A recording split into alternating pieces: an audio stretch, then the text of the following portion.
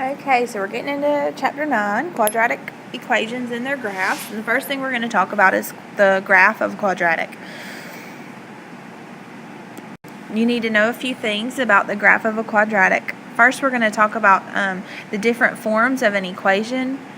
The standard form of a quadratic equation is written like this: y equals ax squared plus bx plus c. And the simplest quadratic function is the quadratic parent function, and it's this: y equals x squared, or f of x equals x squared. And the graph of a quadratic looks like a U, and it's called a parabola. That's this word right here. That's parabola, not parabola. It's a U-shaped curve. And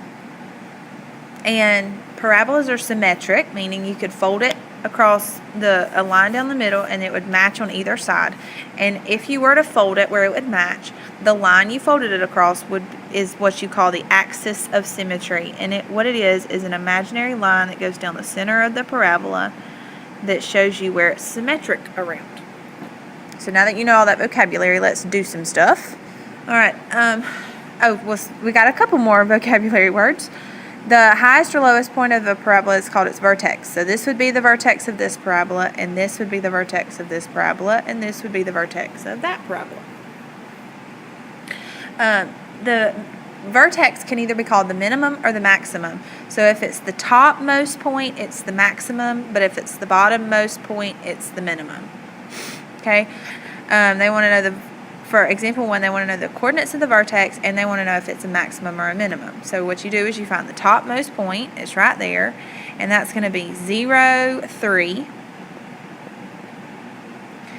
And it's the top, so it's the maximum. For B, the bottommost point is 1, negative 1, I'm sorry. And that's the bottom, so it's the minimum.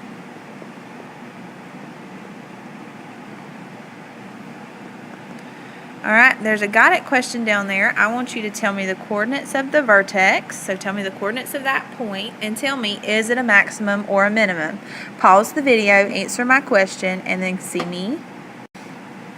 Alright, so that point is negative 2, negative 3, and it is a minimum. So I'm sure you guessed, if the parabola opens upwards, it has a minimum, and if it opens downward, it has a maximum. Upward, minimum. Downward, maximum.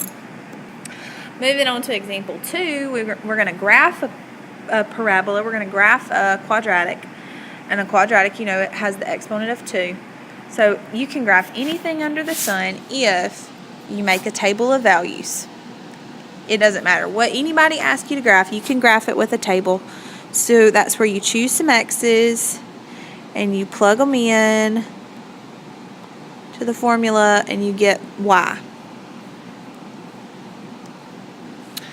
Alright, so I have to take 1/3 of x after I square it. So I probably want to choose carefully.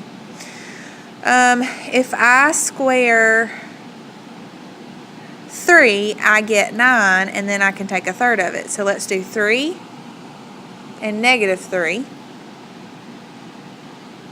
And 0, of course, because that's easy. And if I squared 6, I'd get 36, and I can take 1/3 of that. So let's do 6 and negative 6. Oops, I don't know why I wrote 3.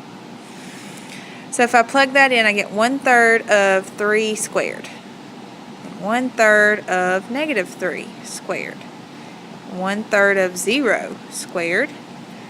1/3 of 6 squared, and 1/3 of negative 6 squared.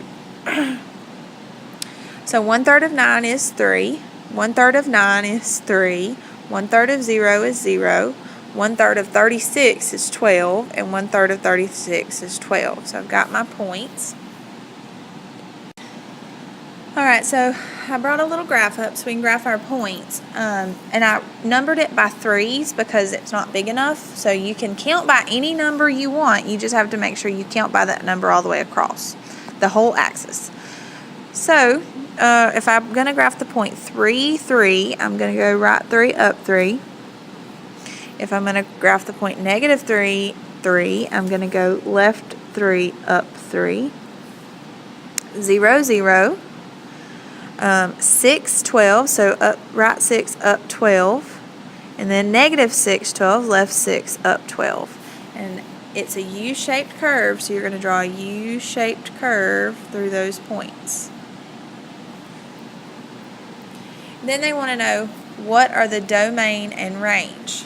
So the domain is asking you how wide the graph is, how far does it go this way, and how far does it go this way. Now this parabola goes on forever and ever, and it constantly moves outward. So the domain is going to be x such that x is a real number.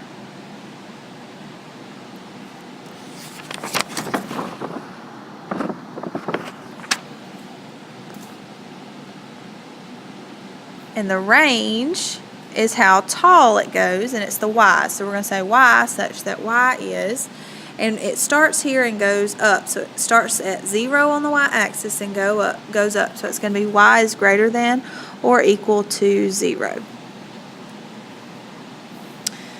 Got it, number 2. We're going to graph the function negative 3x squared. What's the domain and range? So you're going to make an xy table. You just have to multiply it by 3. You don't have to multiply it by a fraction like we did up here, so that choosing the numbers is not going to be so hard. Let's choose negative 1, 0, 1, 2, and 3. Small numbers. Now, I want you to pause the video and finish the table by yourself before I show you what the rest of the table should look like. Okay, so the rest of the table should look like this. You plug in all the numbers. Now I want you to graph it, and then pause the video and graph it, and then check back with me to see if you graphed it correctly. Alright, so here's your graph. It's going to be a skinny little upside down parabola, a downward facing parabola. It opens downward, which means it has a maximum. And now I want you to pause the video and find the domain and range, and then start it back up so you can see if you got it right. Okay, so it is, the domain's all real numbers because, again, this parabola is going to keep going outward, and that's what the domain covers, is left to right.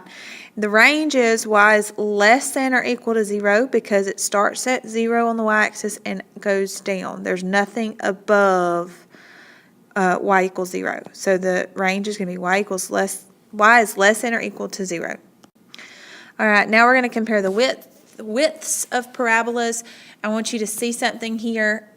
When the number you're multiplying the parabola by